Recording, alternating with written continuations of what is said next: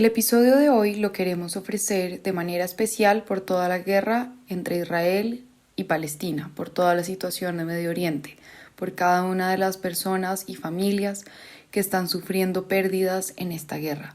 Les pedimos que después de escuchar este episodio dediquen unos minutos de oración por esta situación. Gracias. La Iglesia Latina tiene sus propias tradiciones que nacen en Occidente, hay cosas que nacen en Occidente, pero nunca se puede negar que el occidental viene de Oriente, ¿verdad? Entonces, tener eso, y esto lo dice San Juan Pablo II, la Iglesia tiene que respirar con ambos pulmones, el oriental y el occidental. Entonces, así como lo hace la Iglesia, lo puede hacer cada fiel de la Iglesia, respirar con dos pulmones, porque si no, queda corto. Somos Las Conflictuadas, un combo de amigas con muchas preguntas y, por supuesto, conflictos sobre cómo vivir nuestra fe como católicas en el siglo XXI. Te invitamos a charlar con nosotras, no importa cuál sea tu posición frente a la Iglesia, el catolicismo y los muchos otros temas complejos que están relacionados. Yo soy Daniela Rojas. Yo soy María José Cabra. Y yo soy Andrea Toro. Y queremos que nos acompañes a vivir esos conflictos, porque la verdad, muy maluco estar conflictuadas solas. Hola, conflictuadas y conflictuados. Bienvenidos a otro capítulo de esta cuarta temporada. Hoy vamos a hablar de uno de esos temas que yo creo que cuando empezamos a hablar de esto con nuestro invitado de hoy me pareció súper nuevo, súper como cosas que tiene la Iglesia Católica que yo no sabía que eran así, y creo que es muy importante y muy lindo que siempre sigamos profundizando este conocimiento que tenemos sobre nuestra fe, sobre nuestra religión, pero también sobre la Iglesia y la estructura que a veces la compone. Y creo que esta conversación con este invitado que ya les voy a presentar me abrió un montón de preguntas que creo que está muy chévere traerlas a este espacio. Él hace parte de la Iglesia Oriental Católica y es una iglesia que tiene diferentes ritos, pero que sigue en comunión con la Iglesia Católica Romana. En este tipo de ritos diferentes, algunos padres se pueden casar. Esto igual lo vamos a profundizar con nuestro invitado. Y bueno, creo que siendo católica toda mi vida, la Iglesia Católica Occidental, creí que era imposible hacer alguna de las cosas o sentía que de pronto la iglesia estaba muy restringida a algunos ritos, y me encanta sentir que esta es una conversación que se puede tener, una conversación que de pronto ya se tuvo, incluso que ha abierto un poco la negociación a otras formas de vivir el sacerdocio, de vivir las iglesias. Entonces, bueno, hoy vamos a profundizar de esto, de esta diferenciación entre las iglesias orientales y las iglesias occidentales. Y pues para esto, ahora sí, les quiero presentar a nuestro invitado de hoy. Él es Sergio Mantilla Janer, es de profesión clérigo y teólogo, incluso hace poco fue ordenado como diácono, que pues es un paso muy importante hacia el camino a ser sacerdote. Es de Bogotá y creo que nos va a contar él cómo todo este recorrido que ha tenido en la iglesia, porque terminó siendo de la iglesia maronita, que es una iglesia de rito oriental. Entonces, pues Sergi, bienvenidísimo a este espacio. Creo que está espectacular empezar a conocer un poco más de estas otras curiosidades que tiene la iglesia. De verdad, para mí todo lo que hemos hablado ha sido súper nuevo y creo que muchas más personas deberían conocer diferencias que hay en la iglesia, cosas nuevas, ritos nuevos. Entonces, bueno, bienvenido. Muchas gracias, Dani, muchas gracias, Majo, por recibirme aquí en Las Conflictuadas. Y bueno, sí, mi nombre es Sergio Mantilla, soy diácono para la Iglesia Maronita del Exarcado Maronita Santa Rafca de Colombia, y bueno, muy emocionado de poder estar aquí con ustedes y compartir un poco la diversidad de la Iglesia Católica. Ay, no, bienvenido. La verdad que emoción poder tenerte acá. Creo que además siempre nos hace felices poder conocer de nuevas comunidades, formas de vivir la fe. Hace muy poco un amigo me estaba contando que fue a Israel y que una de las cosas que más le impresionó de llegar allá fue como ver la diversidad y como toda esa interacción interreligiones, y como acá en Colombia o como el mundo más occidental, uno tiene una visión súper diferente de esto. Entonces me parece muy valioso como hoy poder abrir esa conversación de cómo hay otras formas de ver la Iglesia Católica, y cómo se llevan a la práctica desde el mundo oriental, que es una cosa que a veces es demasiado lejana en el día a día para nosotras y pues para las personas, en Colombia específicamente, y también seguro pues en otros países de América Latina que nos escuchan. Entonces, qué chévere tenerte. Yo pues no te conozco, entonces me gustaría empezar preguntándote como cuál es tu historia de fe, y cómo llegaste a, en este instante, ser diácono de la Iglesia Maronita. Bueno, entonces yo soy de una familia pues católica occidental de rito latino. Eh, pues nací aquí en Bogotá, soy bogotano, pues mis papás son bogotanos, entonces nada que ver con Oriente por mucho tiempo, solo un interés pues digamos que superficial.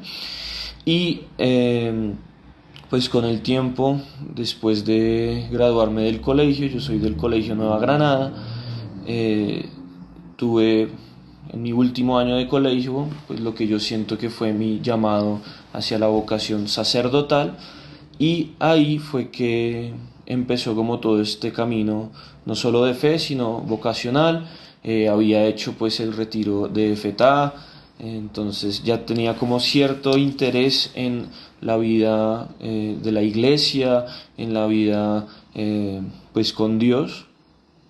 Y al tener mi llamado, que digamos, dejo eso para otro episodio, pero fue en Roma en la canonización de Juan Pablo II Wow. y Juan XXIII, tuve mi llamado y con el tiempo pues fui metiéndome más de lleno. Empecé en el Seminario Mayor de Bogotá y después hice la transferencia del Seminario Mayor de Bogotá a el Exarcado Maronita de Colombia. Entonces, eh, pues para como aclarar para los que no conozcan de la Iglesia Oriental, yo no me convertí, yo no soy ortodoxo, yo no soy de una iglesia, ¿cómo se llama?, cismática.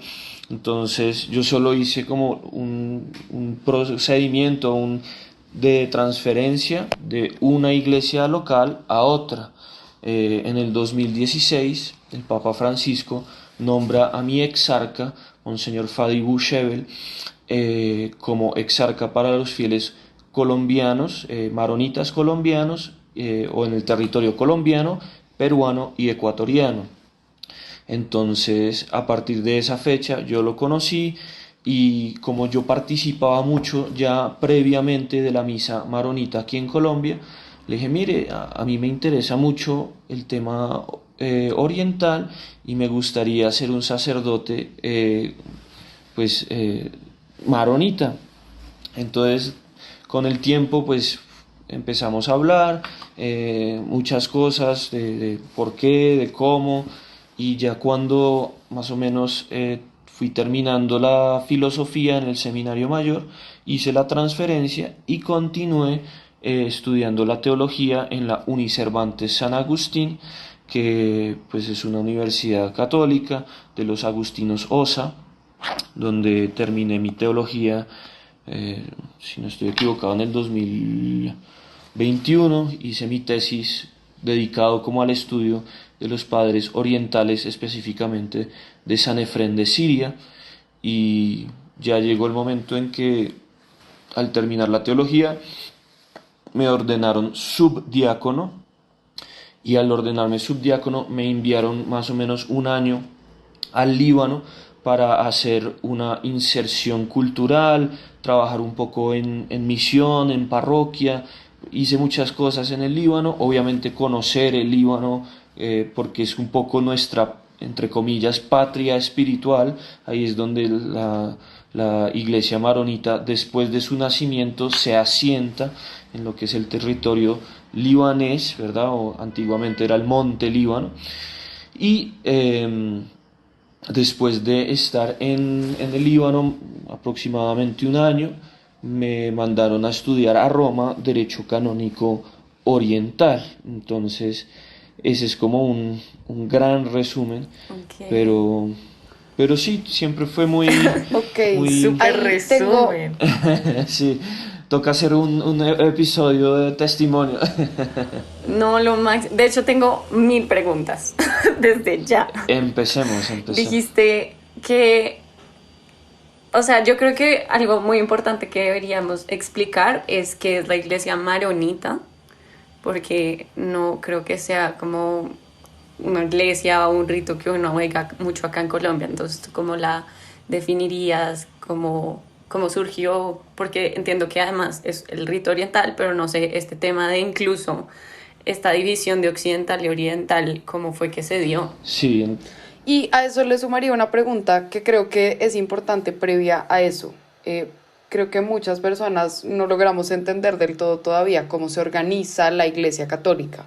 Entonces, si nos puedes explicar un poquito cómo este cuento de que hay varias comunidades que, digamos, los sacerdotes o personas que quieren vivir la vida religiosa pueden como escoger en qué comunidad o de qué forma cumplir ese llamado vocacional y cómo igual estas comunidades están, digamos que dentro de una misma jerarquía o institución mucho más grande, representan diferentes como carismas o formas ya más específicas de vivir la fe, pero para que quede muy claro, digamos, porque lo que tú decías al principio, no es que seas ortodoxo o que te hayas metido en una comunidad súper diferente, sino porque a pesar de tener características diferentes a lo que conocemos más usualmente, sigue siendo parte de la Iglesia Católica. listo. Entonces, antes de hablar de la iglesia maronita, hay que hablar un poco de las fuentes bíblicas, de los apóstoles, ¿verdad? Porque la gente tiene que entender que el cristianismo no es una religión europea. El cristianismo nace en el Medio Oriente, en lo que es Palestina, ¿verdad? Entonces, los apóstoles, después de que nuestro Señor sube al cielo, ellos empiezan a hacer misión, a evangelizar por todo lo que era próximo a ellos. Eventualmente llegan a Roma, ¿verdad? San Pedro, San Pablo, etcétera. Pero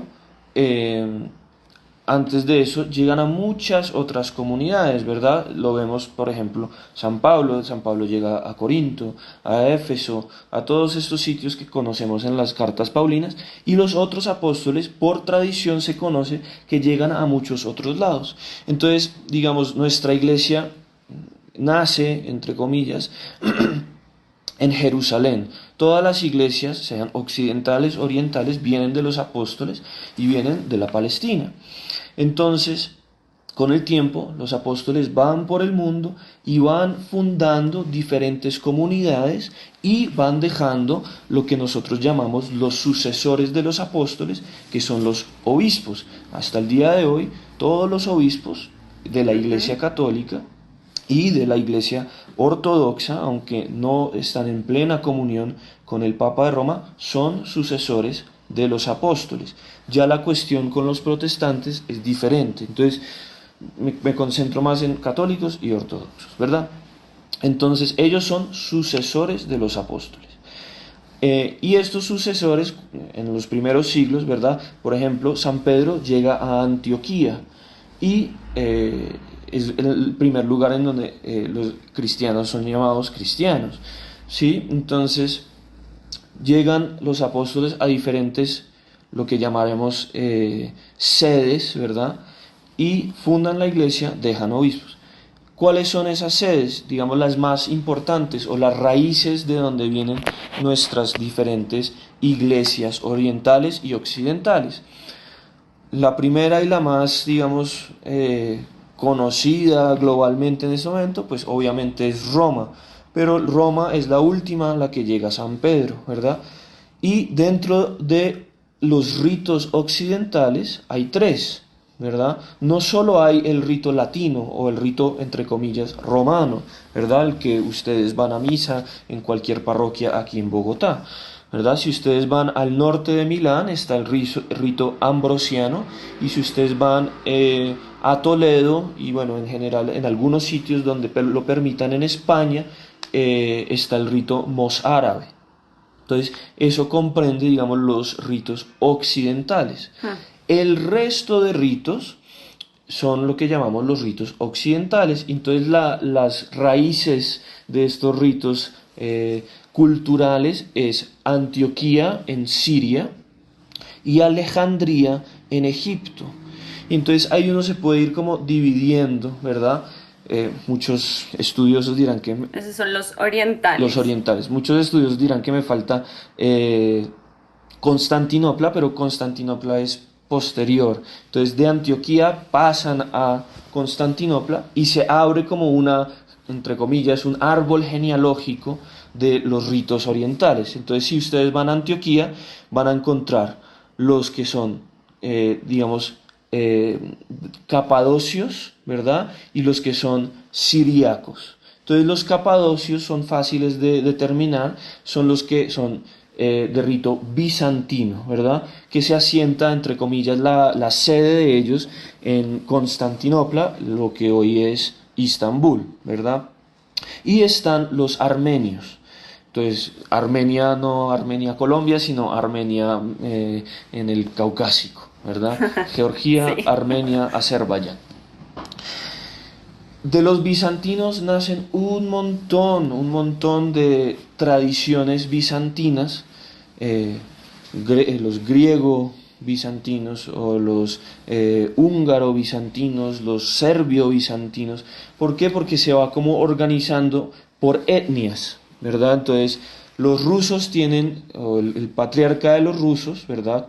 Kirill o Cirilo, él es de rito bizantino, pero ruso bizantino, él es el patriarca de los rusos. Eso es otro término que tendremos que como dar razón de, ¿verdad? Los armenios tendrán lo que se llama no patriarca, sino católicos. Entonces ellos se asientan seguramente la sede es en Yerevan, en la capital de Armenia. Hay un católicos armenio en el Líbano.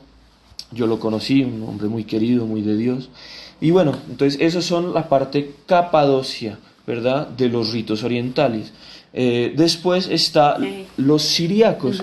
Y los siriacos abren como el mundo a lo que era Siria, lo que es Irak, Irán, y llega un poco hasta la India. Entonces están los siriacos de Occidente, ¿verdad?, que están tres: los siriacos, los malancares y los maronitas. Entonces yo soy, digamos, mi raíz litúrgica es Antioquía de Siria, pero ¿en qué ramita? En los siriacos de Occidente. Después están los siriacos orientales, que son los caldeos y los malabares. Entonces, cuando hablamos de siriacos de Occidente y de Oriente, no estamos hablando de hemisferio del este y hemisferio del oeste, ¿no? Estamos hablando, está basado en el río Éufrates y Tigris. Entonces, ¿de qué lado están estas comunidades?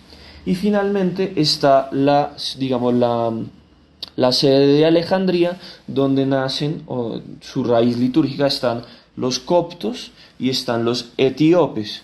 Entonces, lo mismo, cuando la gente piensa que el cristianismo llegó a África gracias a Europa, es totalmente falso.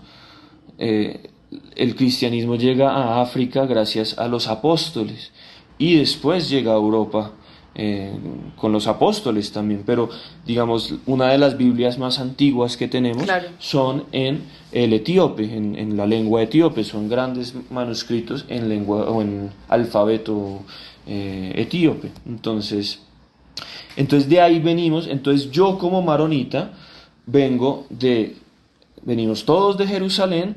Después llega San Pedro a Antioquía, funda la iglesia de Antioquía, y con el tiempo, por muchas cosas, ahí ya explico qué es lo particular maronita, Entonces, cuando ya San Pedro deja pues un sucesor, un obispo, era conocido solo como la iglesia siriaca, ¿verdad? En esa región solo había iglesia siriaca.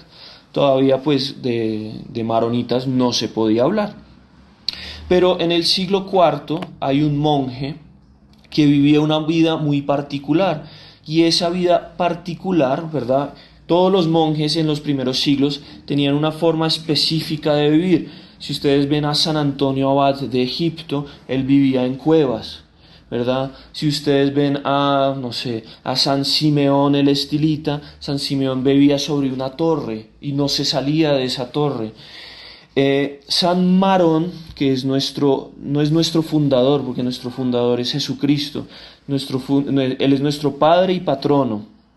San Marón vivía en la intemperie, al aire libre. Él no tenía dónde resguardarse del clima. Si llovía, le llovía encima. Si nevaba, le nevaba encima. Si hacía sol, le hacía sol. Entonces, su forma particular era viviendo a la intemperie. Y a partir digamos, de su santidad, de su fama en su región, él era de Siria, ¿no? De la Siria, ¿verdad? Y un grupo de discípulos se le empieza a crear alrededor. Entonces era San Marón y los discípulos de San Marón, que eran monjes, hombres, mujeres, que seguían sus enseñanzas. San Marón muere más o menos en el 410, y al morir en el 410, pues solo quedan sus discípulos. Uno hace un fast forward, casi 50 años, en el año 451, el emperador del Imperio Romano llama a un concilio, y el concilio se llama el Concilio de Calcedonia, el cuarto concilio ecuménico. Y en este cuarto concilio ecuménico, lo importante que se define en cuanto a la doctrina católica es que Jesucristo es verdadero Dios y verdadero hombre. Entonces, en aquel tiempo, digamos, la cristología se dividía como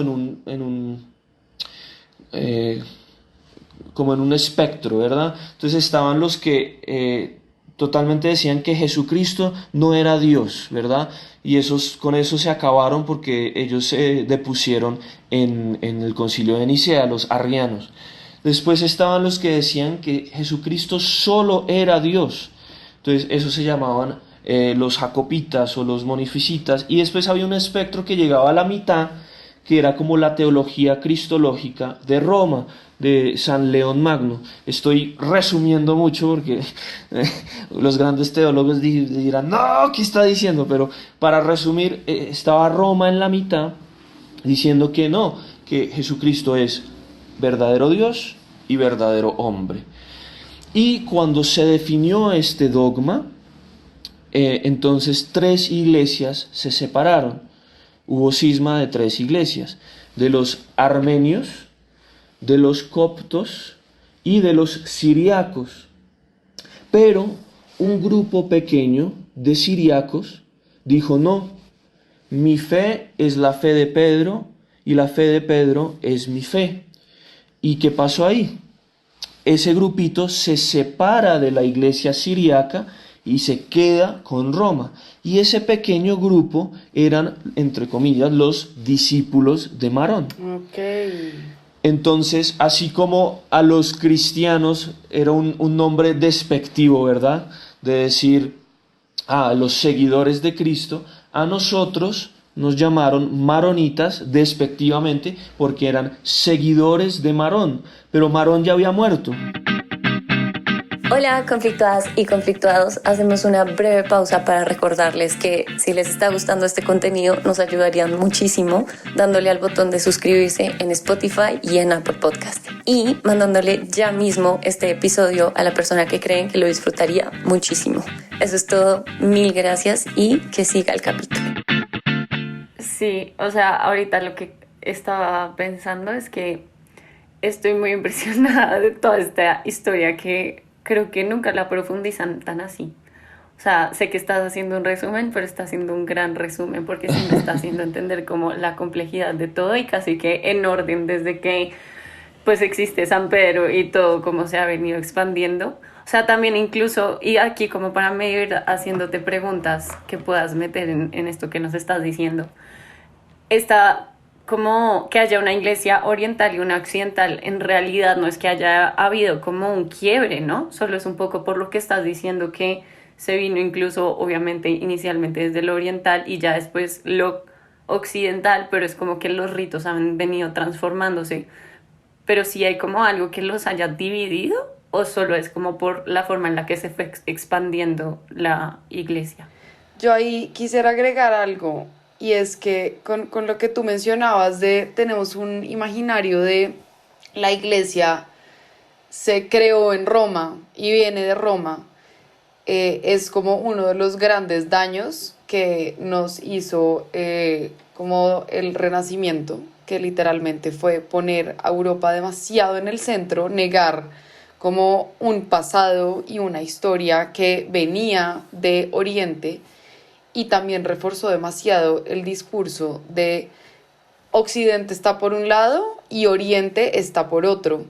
Eh, y que yo creo que eso pues obviamente se ha ido alimentando y alimentando más con el tiempo, de hacernos sentir como tan lejanos de esa realidad y de un montón de cosas que desconocemos, pero que al final, pues por un lado con lo que nos estás contando es como es demasiado normal que en una iglesia que es así de grande, que tiene tanta riqueza histórica, cultural, existan estas diferencias, y menos mal las ha habido en la historia, creo yo, ¿no? Como que puede haber esas expresiones de diferentes regiones, de diferentes grupos, y que siguen existiendo. Que nosotros creamos que no, es una vaina demasiado diferente, ¿no? Es como igual esa diversidad y esa riqueza que hay, la seguimos teniendo, pero no la conocemos. Entonces creo que eso está muy lindo, como de empezar a conocer más de ese lado de la historia también de nuestra iglesia. No es como, es la iglesia de Oriente, también es parte de nuestra historia como iglesia. Así estamos viviendo en Bogotá, Colombia. Sí, exacto. Bueno, qué locura. Digamos, no sé si quieren acabo San Marón y les respondo a eso o... Sí, de una. Entonces, San Marón nunca supo que iba a ser un nombre de una iglesia iba a ser de San Marón. San Marón, cuando nos llaman maronitas, es despectivo y acogemos ese nombre y nos empiezan las iglesias siriacas, bueno, estas iglesias que salen de la comunión con Roma a perseguirnos, y la iglesia maronita se asienta, baja de Siria al monte Líbano. Y ahí es donde por mucho tiempo se quedará la iglesia maronita hasta ya el siglo XIX. Bueno, ellos pasan por las cruzadas, los maronitas reciben a los cruzados con mucha alegría porque nunca perdieron comunión con Roma. Entonces hago un fast forward de hasta 1960 más o menos, que es el Concilio Vaticano II, donde en el documento Orientalium Ecclesiarium se le da una gran importancia a recobrar las tradiciones del Oriente cristiano, especialmente a través de los católicos orientales. Okay. Entonces, sí, cuando se habla de Iglesia Católica, Occidente se limita bueno, de Roma para aquí, ¿verdad? El norte es de la 72 para aquí, pero hay todo un mundo de iglesia de Roma para allá. Entonces, digamos, ya haciendo un fast forward, digamos, a mi historia, lo que a mí me enamoró de la iglesia maronita fue que me acercó no solo espiritualmente a Jesús, sino de forma histórica, porque nosotros en la liturgia maronita conservamos la lengua de Jesús, el arameo, el siriaco, ¿verdad? Entonces, si usted, bueno, tarea para todos los conflictuados, todas las conflictuadas, ir a una misa maronita o a una misa oriental donde vivan, ¿verdad? En Colombia tenemos en Bogotá, en la iglesia aquí en el Exarcado Maronita o en la parroquia Santa Clara, que muy generosamente nos la presta el Arquidiócesis de Bogotá. Pero pues en todo el mundo hay iglesias orientales. Y entonces yo como católico, es la invitación para todos los católicos occidentales. No tienen que hacer lo que yo hice, que me pasé directamente a otro rito, sino que me enriquecí en primer lugar de toda la espiritualidad oriental, de donde viene la espiritualidad occidental. Sin duda que la, la, la, la Iglesia latina tiene sus propias tradiciones que nacen en Occidente, hay cosas que nacen en Occidente, pero nunca se puede negar que el occidental viene de Oriente, ¿verdad?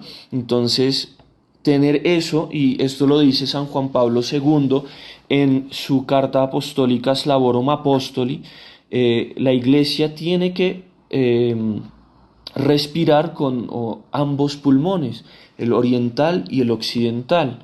Entonces, así como lo hace la Iglesia, lo puede hacer cada fiel de la Iglesia, respirar con dos pulmones, porque si no, queda corto. Wow, Sí.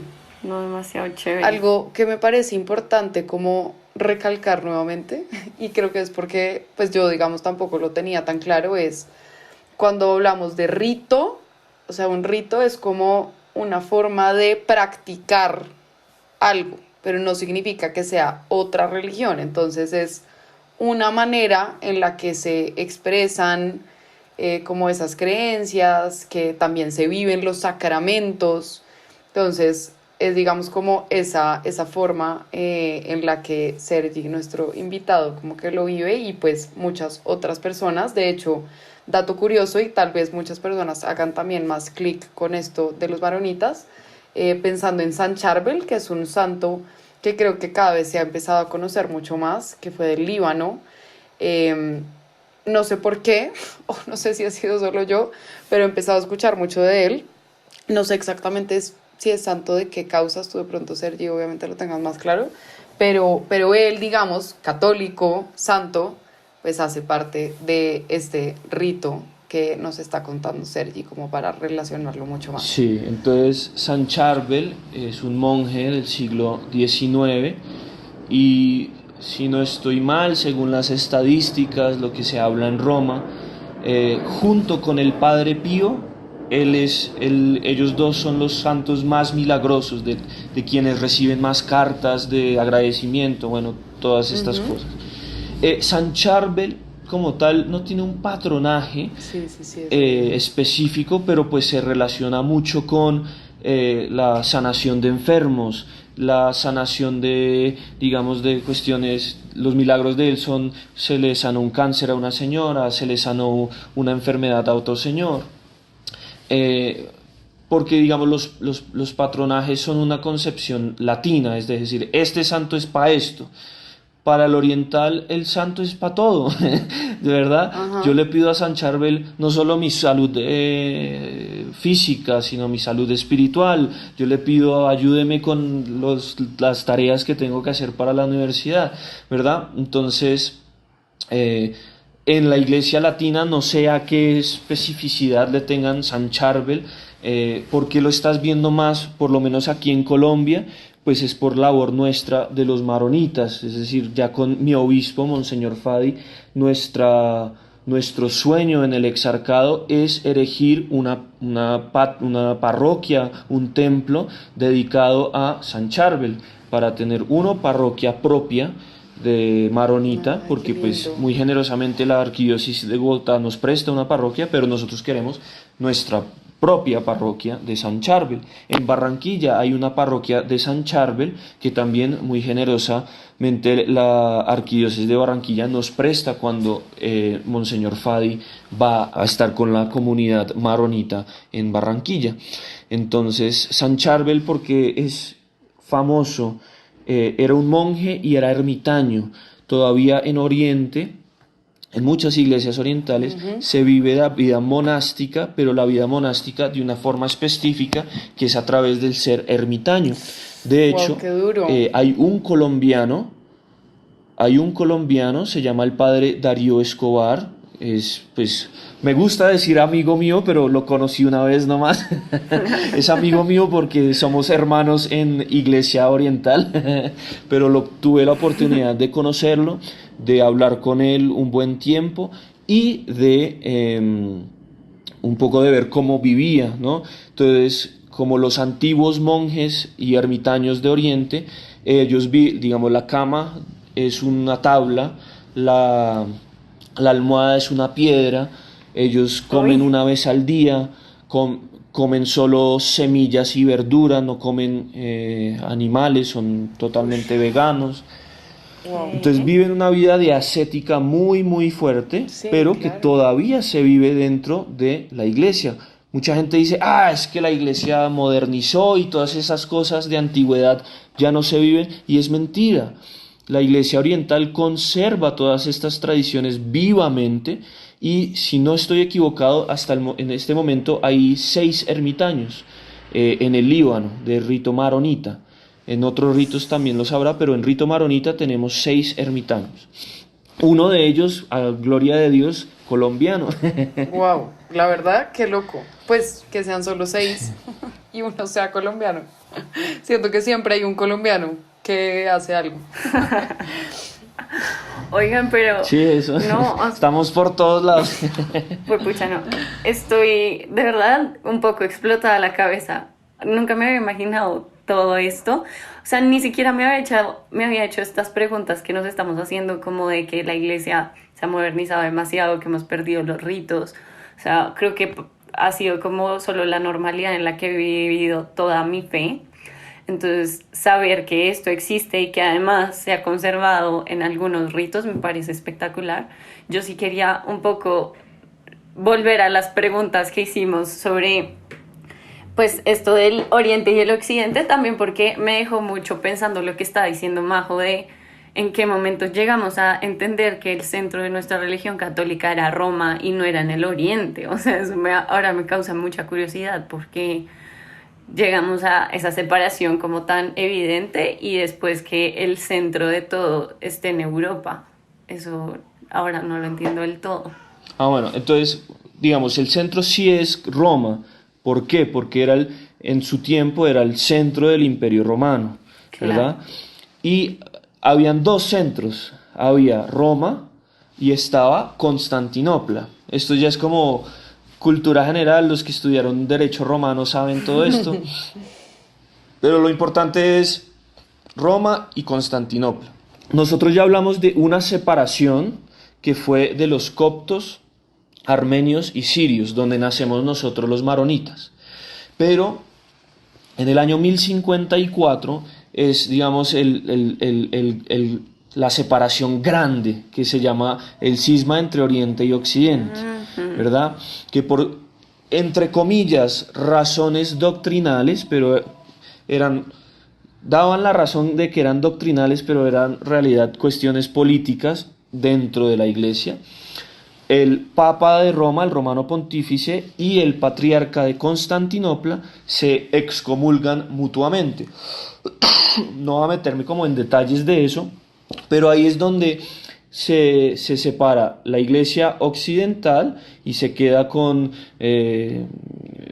Roma y todo lo que es Europa, y ya Constantinopla pues se queda con lo que es la actual Turquía y algunos países de ¿cómo se llama? Europa Oriental. Entonces, desde ahí, ¿cómo se llama? La cuestión fue política, pero ahí sí hay como una Y entre las iglesias occidentales y orientales. Entonces, ese primer grande cisma entre Oriente y Occidente es en el 1054. ¿Y qué pasa? Ahí es donde ya se crea, digamos, la iglesia, entre comillas, ortodoxa y la iglesia católica, ¿verdad? Sí. Entonces, cuando hablamos de ortodoxos, normalmente se habla de los ortodoxos desde el 1054, ¿verdad? Que hay la separación entre Oriente y Occidente. Cuando se habla de ortodoxos orientales se habla del cisma del 451, ¿verdad? Entonces la primera gran como Y entre las iglesias occidental y oriental es en el 1054. Entonces ya ahí empiezan, digamos, dos momentos importantes en cada iglesia. Para nosotros es la Edad Media, con todos los grandes santos de la Edad Media, y los ortodoxos sí tienen sus grandes santos también de la Edad Media. Entonces ahí ya se van creando como las espiritualidades. Está San Francisco en la Edad Media, está, ¿quién más? Santo Domingo. Entonces así es como la primera gran Y, por decirlo así, entre Oriente y Occidente. Entonces la primera, la que nosotros como maronitas nacemos en el 451. Y la segunda, hubo otras pero más pequeñas, pero la segunda en el 1054, y ahí ya se puede hablar de los ortodoxos y los católicos. En el 451 solo de ortodoxos orientales, ¿verdad? Sí, ahí quería agregar una cosa como más desde mi conocimiento de historia, no como tanto de historia de la iglesia, pero yo creo que por un lado, cuando se hace como ese gran primer cisma, se puede llegar a pensar que solamente se trata como de ortodoxos cuando hay iglesia de Oriente. Entonces es como solamente crear dos grandes categorías que quitan un montón de cosas que hay en el medio y otras formas de entenderlo. Y por otro lado, que es lo que yo mencionaba previamente, sí, una cosa que no somos tan conscientes las personas, pero el Renacimiento nos dañó un montón de tradiciones de riqueza que venía de la Edad Media, porque quiso poner a Europa en el centro de todo, plantear como nosotros somos los que llevamos la civilización. Una de las banderas que además usaban para decir eso era la Iglesia Católica. Entonces se hace una asociación de, sumado a que el Imperio Romano fue como el que hizo, pues, o permitió en gran medida que la Iglesia Católica creciera tanto hacia Occidente, que fuera la Iglesia Católica entonces también entendida como ese, pues, uno de los grandes pilares del mundo occidental como lo conocemos hoy en día, y con una, o sea, casi que fue un poco una campaña, incluso de intelectuales del Renacimiento, de querer ocultar un montón de tradiciones, personas, ritos que venían de antes. Entonces, nosotros por eso tenemos una concepción de la historia muy centrada en Europa, muy centrada en la iglesia occidental, y pues eso nos ha llevado a un desconocimiento súper profundo. Yo, digamos, esto es muy ñoño, pero uno de mis periodos favoritos de la historia es la Edad Media, porque es todo lo contrario a lo que nos han vendido, fue un momento de oscuridad, fue un momento en el que casi no hubo desarrollo intelectual.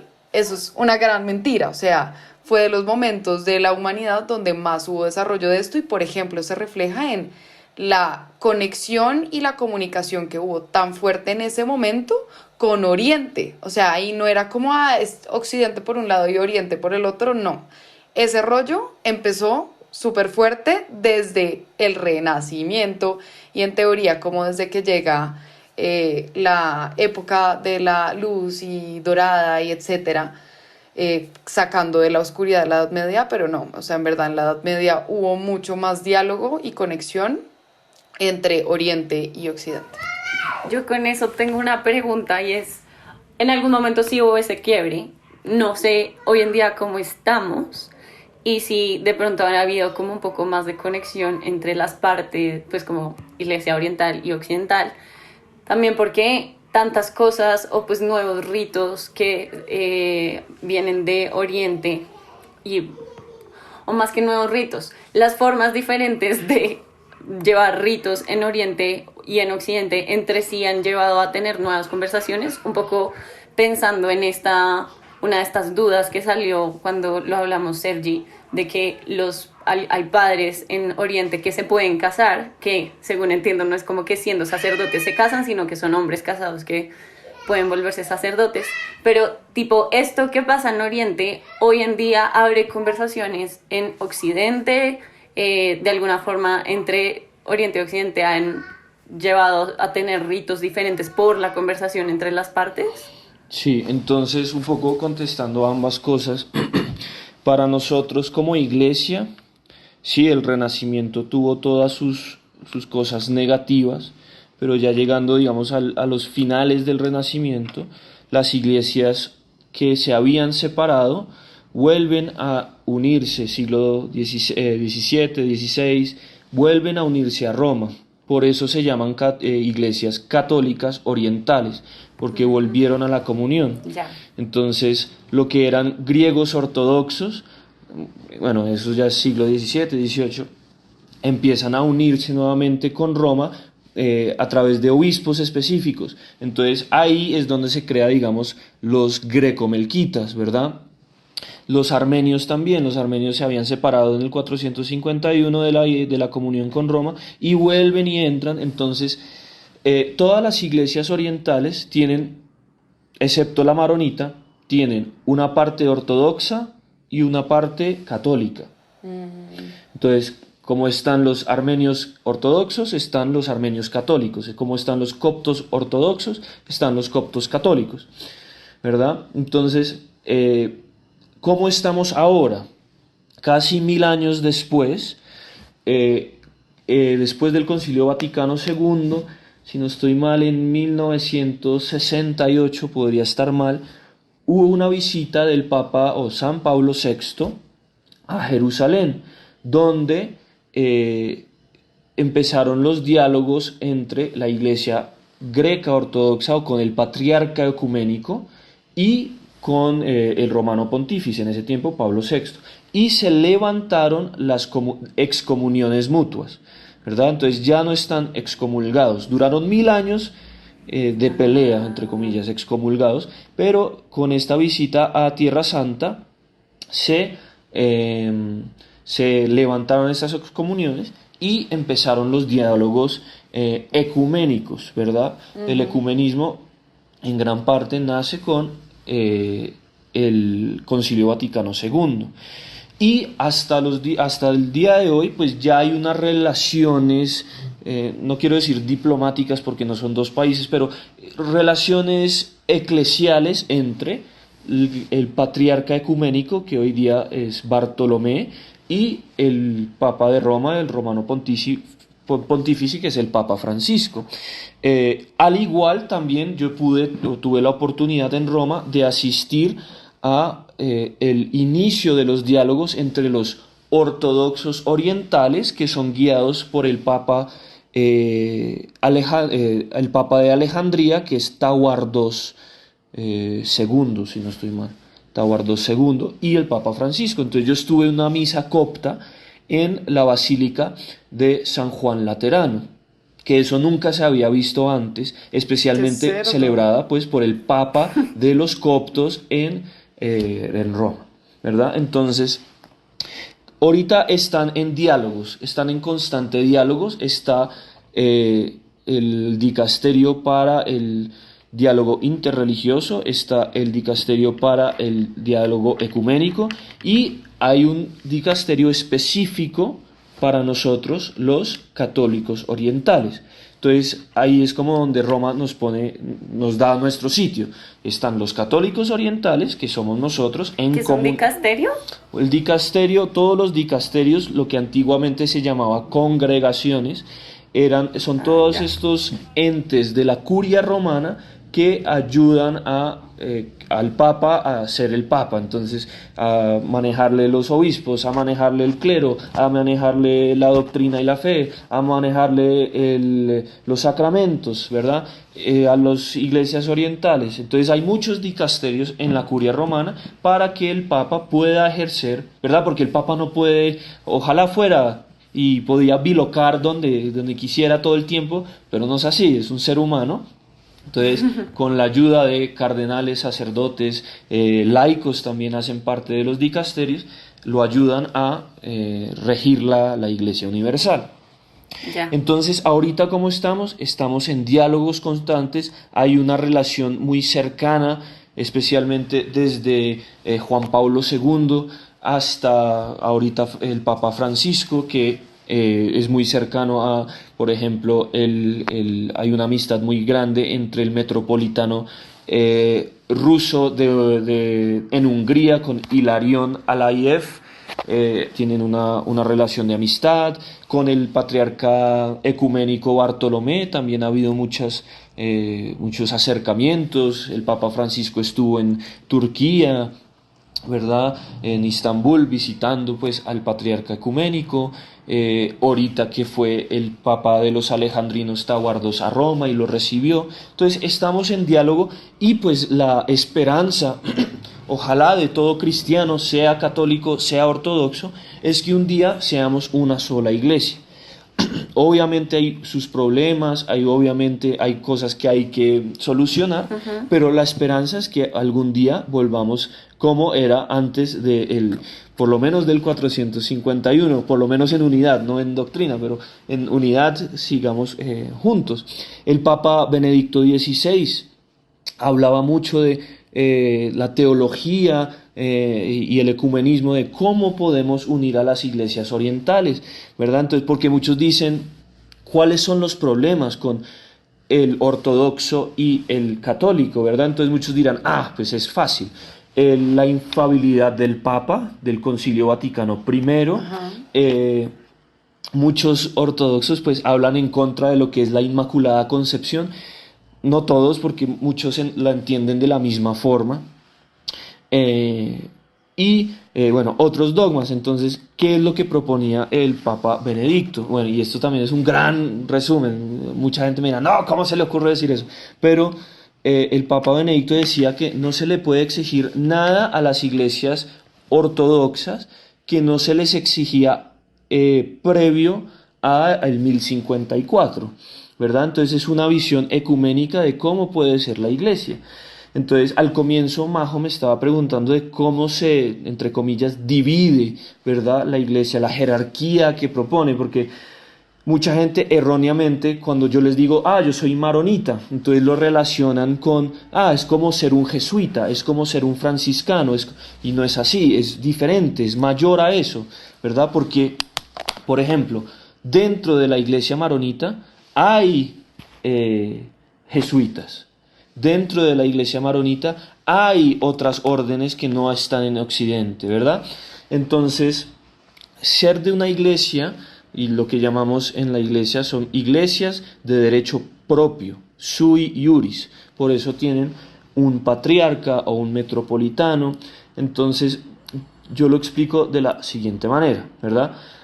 Todos los católicos orientales, por ser católicos, están bajo el Papa, es decir, están en comunión con el Papa Francisco. Pero cada obispo, sea latino o oriental, son autónomos en su territorio, ¿verdad? Pero la particularidad de los orientales es que no solo en qué se diferencian con, por ejemplo, el patriarca maronita con el arzobispo de Bogotá, primado de Colombia, ¿verdad? Nosotros tenemos nuestro propio derecho, es decir, nuestras leyes, tenemos nuestro propio código dentro de la iglesia oriental y dentro de la iglesia maronita. Todas las iglesias latinas o occidentales se rigen bajo el derecho latino. Y, digamos, a mí me gusta pensarlo como tenemos dos glosarios diferentes, ¿verdad? Entonces, ustedes al ser de rito latino, por ejemplo, ustedes pertenecen a una arquidiócesis, que sería la arquidiócesis de Bogotá, ¿verdad? No es bueno hacer equivalentes, pero en Oriente, no se dice arquidiócesis, se dice eparquía o archieparquía, ¿verdad?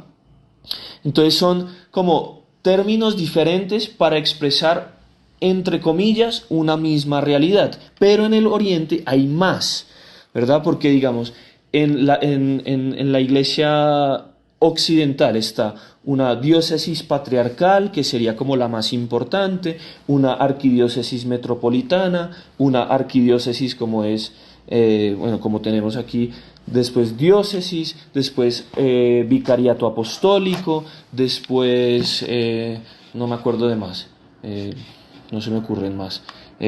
Administración apostólica, esas son como cómo se divide la iglesia en territorios.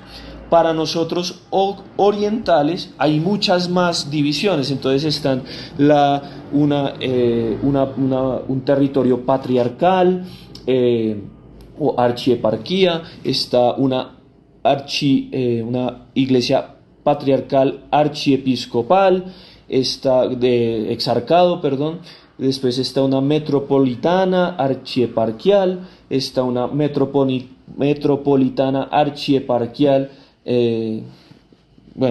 y así va bajando. Después archieparquía, eparquía, exarcado apostólico, que somos nosotros aquí en Colombia, está un ordinariato, está un monasterio exárquico. Entonces como que se abre un mundo de términos nuevos que nunca o no se usan en Occidente, al igual, por ejemplo, con la liturgia y la espiritualidad. Entonces, en cuanto a eso, todo esto es como para cuando uno está aprendiendo un idioma, ¿verdad? O uno quiere ser bilingüe, pues no todo es igual. Si uno aprende 2 lenguas romances, pues puede relacionar, pero si tú aprendes ruso y español, pues no hay dónde como ponerse como la muleta, ¿verdad? Entonces la idea o la invitación de aquí para los conflictuados es ser como por lo menos bilingüe ritualmente, conocer más allá las iglesias orientales. Diría que toca hacer como un episodio 2 porque hay mucha información, pero como tarea las invito a ustedes dos para que vayan a una misa maronita aquí en Colombia. Los que estén en otros lados pueden buscar en internet si hay iglesias orientales, pero la iglesia de Oriente nos enriquece completamente a través de su espiritualidad, su liturgia y su tradición. Entonces, eso es a grandes rasgos y bueno, muchas gracias por tenerme aquí, eso sí, es una bendición. Sí, yo creo que es de los grandes mensajes con los que me voy, hay una riqueza en la historia de nuestra iglesia que desconocemos, y que creo que vale la pena hacer un esfuerzo para conocerla mucho más. Sergi, nos contabas cómo sí se están promoviendo este tipo de diálogos como desde como las cabezas de la iglesia, pero creo que vale la pena preguntarnos también cómo cada uno de nosotros, de nosotras, puede promover ese diálogo y ese conocimiento y esa conexión entre pues una misma iglesia en Oriente y en Occidente. Creo que otra parte también muy importante que me llevo de esto, y es una de las conclusiones a las que más solemos llegar, es que hay unos estereotipos muy fuertes de qué es ser católico, y creo que esto lo rompe por completo desde un lado muy diferente a lo que hemos hablado antes, pero es como dentro de la misma iglesia, dentro de practicar la fe católica, hay unas maneras muy distintas, como nos contaba Sergi, de estos monjes ermitaños, por ejemplo, que me parece muy interesante. Entonces es abrir la mente, siempre está bien, y no encasillarnos en unos estereotipos de qué es ser católico, qué es la iglesia católica, incluso como llevada ya a un lugar mucho más amplio, porque además yo de verdad, o sea, pues si uno se va al Evangelio, literalmente a la Biblia, Jesús nunca buscaba estar rodeado de las mismas personas. No era como quiero solo rodearme de judíos que piensan así, así, así y tienen estas prácticas y demás, sino que convocaba a personas súper diferentes, de diferentes regiones, de diferentes religiones, y yo creo que ese es un llamado importante que hoy en día cuesta un poco más porque de pronto estamos en entornos donde todo el mundo es muy parecido, pero creo que sí es un gran esfuerzo que podemos hacer. Bueno, entonces, pues después de esta conversación, también de la tarea que nos invita Sergi de buscar alguna misa, rito maronita, en Bogotá existen, como él nos contaba, que nosotras haremos la tarea y les contaremos. Podemos subir contenido para contarles cómo nos va y qué tal nos parece. Pero bueno, esperamos que hayan disfrutado esta conversación como nosotras, sobre todo que hayan aprendido. Creo que es de esos momentos que uno dice, wow, soy muy ignorante, me faltan muchas cosas por aprender, por leer, por saber, por entender, porque igual creo que me voy con aún más preguntas de las que tenía cuando empezamos el episodio.